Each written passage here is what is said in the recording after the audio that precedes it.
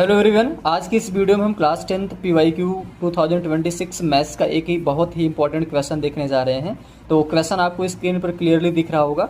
इस क्वेश्चन में आपको एक क्वाड्रेटिक गिवन है और इस क्वाड्रेटिक के जो रूट्स हैं वो आपको रैशनल रूट्स गिवन है। तो सबसे पहले आप ये बताओ कि किसी भी रूट क्वाड्रेटिक के जो रूट्स हैं उसका नेचर डिसाइड कौन करता है? तो नेचर या डिसाइड करता है डिस्क्रिमिनेंट।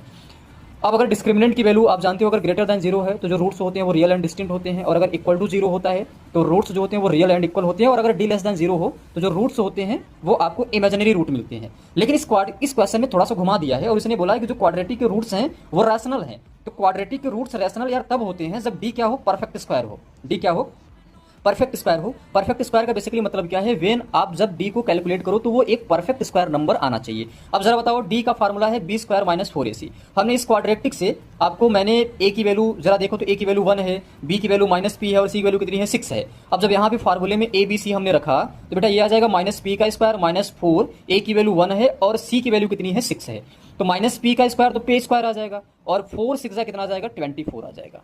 अब इस क्वेश्चन को सॉल्व करने का यार ये क्वेश्चन अच्छा इसलिए बन गया क्योंकि अब यहां से इसका जवाब दे पाना आसान नहीं है। इसका जो जवाब है वो डिपेंड हो गया अब ऑप्शन पे। तो ये जो ऑप्शन में 4 ऑप्शन में जो ए पी की वैल्यूज आपको गिवन है, आप हर ऑप्शन में पी की वैल्यू रख करके देखिए और अगर वो परफेक्ट स्क्वायर आया तो वो सेटिस्फाइड है, और अगर परफेक्ट स्क्वायर नहीं आएगा तो फिर वो अनसेटिस्फाइड हो जाएगा, यानी वो ऑप्शन क्या हो जाएगा? रिजेक्ट हो जाएगा। चलिए पी की वैल्यू 1 रखते हैं जरा। तो बेटा पी की वैल्यू 1 रखा तो डी इक्वल टू क्या आ जाएगा? 1 का स्क्वायर माइनस 24। 1 का स्क्वायर 1 आएगा और माइनस 24 के तो माइनस 23। क्या माइनस 23 किसी का परफेक्ट स्क्वायर है? तो आंसर है नो सर, ये किसी का परफेक्ट स्क्वायर नहीं है। सिमिलरली अब पी की वैल्यू आपको ऑप्शन नंबर बी में है -5। -5 जरा रख के देखो बेटा, क्या आ जाएगा? -5 का स्क्वायर माइनस 24।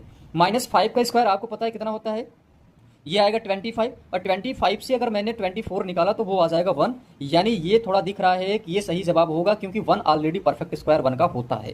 तो D perfect square option number B में बन रहा है। लेकिन आप ऑप्शन नंबर सी और डी भी चेक कर लीजिए। ऑप्शन नंबर सी में जो पी की वैल्यू है वो है 25। तो बेटा ये बन जाएगा 25 का स्क्वायर माइनस 24, और 25 का स्क्वायर आता है 625 माइनस 24, और ये definitely non perfect square number आएगा क्योंकि 625 ऑलरेडी परफेक्ट स्क्वायर है और उससे अगर आप 24 निकाल दोगे तो ये नॉन परफेक्ट स्क्वायर नंबर ही बचेगा। चलिए ऑप्शन नंबर डी में है √5। तो जरा ये √5 भी रख के देख लिया जाए पी की वैल्यू। तो ये बन जाएगा बेटा √5 का स्क्वायर माइनस 24। √5 जो है वो 5 आएगा और माइनस 24, तो 5 से 24 निकालोगे तो माइनस का 21 आएगा, और माइनस का 21 भी परफेक्ट स्क्वायर नहीं है। यानी इस क्वेश्चन का जो ऑप्शन नंबर बी होगा that is the correct answer.